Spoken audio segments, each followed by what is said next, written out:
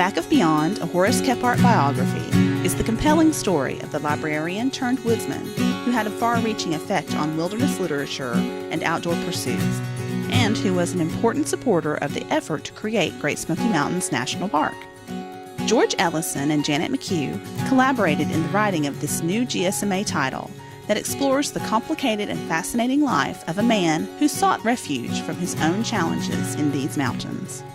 I think in many ways Kephart is a man of contradictions. You know, on the one hand, he did like to be alone, but he had an incredible circle of friends. Kephart was often indebted, yet his friends think of him as being a very generous individual. He was an absent parent, yet his family seemed to understand that the stress or the strain of family responsibilities was too much. And yet Laura talks about how much she loved him, and one of the daughters says, "Our mother believed and made us believe that he was the most talented man in the world."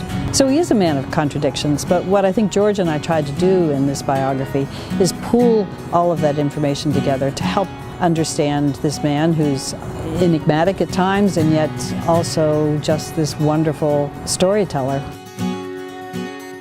Some people sometimes ask me, why do you have an interest in Kephart? He was a drunkard, he left his family. Well, those things are true, but they're all too familiar and not very newsworthy. The reason I have followed Kephart so long is it's an interesting story.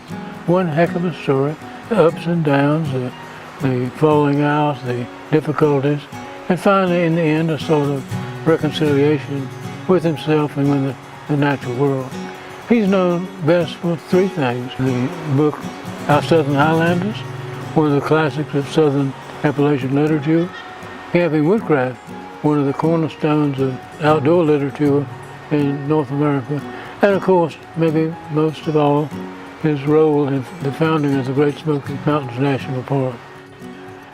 He said, "These mountains have saved my life, and I want others to benefit by them as I have."